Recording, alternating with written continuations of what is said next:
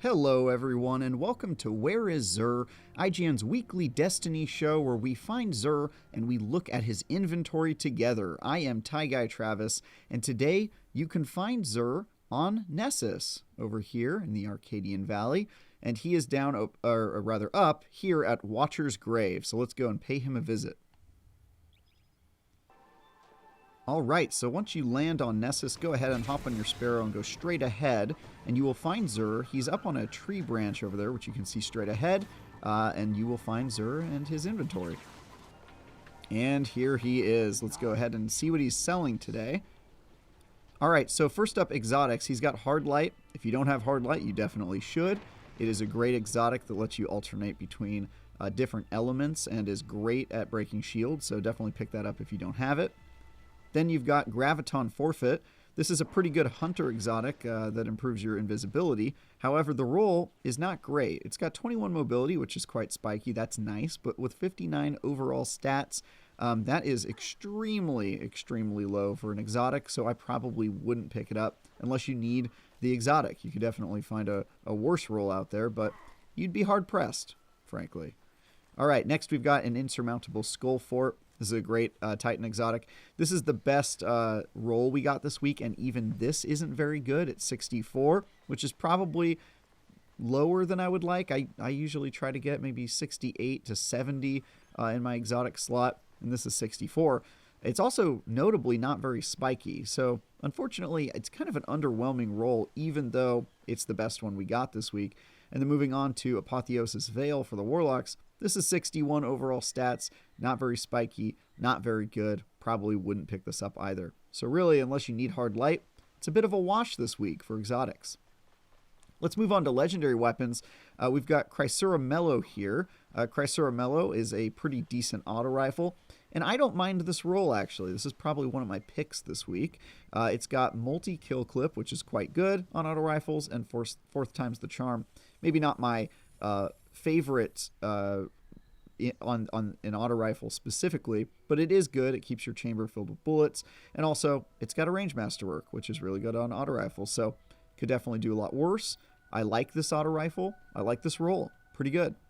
Next we got the Geon 7 rifle. I also really like this pulse rifle. It's kind of hard to find primary weapons that have arc as their elemental effect, and so I like this for that reason. But it's also got Outlaw, it's got Zen Moment, it's got a range masterwork, so I quite like this roll as well, and this gun is just very useful, especially if you're doing a Master Lost Sector or something like that and you need an arc effect for your character. So definitely pick this one up. This is probably the weapon I like most this week, so definitely think about it. Extraordinary Rendition. I enjoy the submachine gun. This roll isn't my favorite in the world. You know, the tap the trigger on initial trigger pull, not really very synergistic with a submachine gun. Surplus is decent, and it's got a stability masterwork, which is always good for submachine guns, but I'm not super thrilled with this roll. Then we've got a Deafening Whisper. I like this grenade launcher a lot. Lead from Gold can be pretty good depending on the build. Unfortunately, well, no, yeah, I mean, that's just good in general for this. It's got auto-loading holster as well, and it's got blast radius.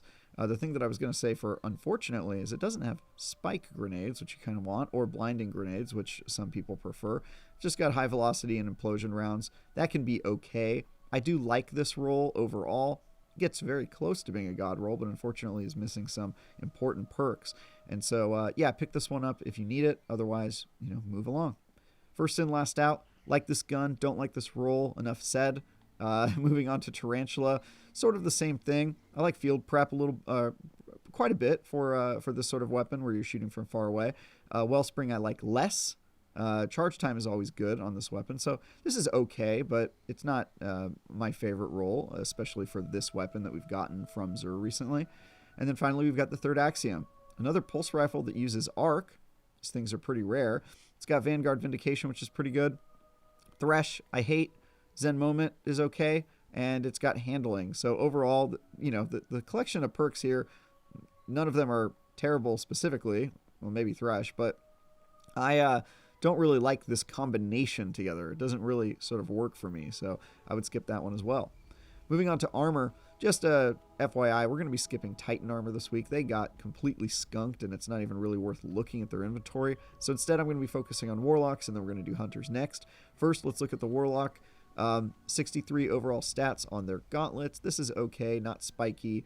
I try to get 64 or higher on my legendaries generally.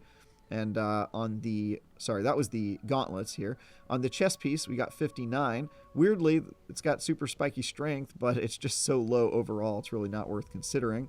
The helmet is the best legendary we got this week. So it's got 22 recovery, which is quite good. And it's got 65 overall stats, which is just about as good as it gets. So if you're looking for a reliable helmet for your Warlock, especially one that maxes out your recovery, this is quite good, and I would consider grabbing it. Then the boots, 62 overall. It's got spiky strength. Mobility is pretty decent if you like mobility on your Warlock, but I can't really get excited about 62. And with that, we are going to switch on over and look at our Hunter. And here we are at Zur again. Let's look at the Hunter armor. All right, so Hunters this week, I think they got one piece that's good, which are these gauntlets. Nothing especially spiky. Its discipline and mobility are pretty good, but just in general, it's got 64 stat points. That's worth talking about. I think anything 64 and over tends to be pretty good for the legendary slots. The chest piece, not so much. Helmet, definitely not. And the boots, not so much either. So really, we got one good piece on the Warlocks, one good piece on the Hunter. Everything else is pretty bad, and Titans are unfortunately not even worth talking about this week, which is quite unfortunate. And that'll do it for Zur. That's it, everybody. I hope you enjoyed these videos, and hopefully they're useful to you in navigating Zur, his inventory, and also just finding where this sneaky guy is. And happy holidays to you all. We will be back next week for more Zur, and for everything related to Destiny 2, stick with IGN.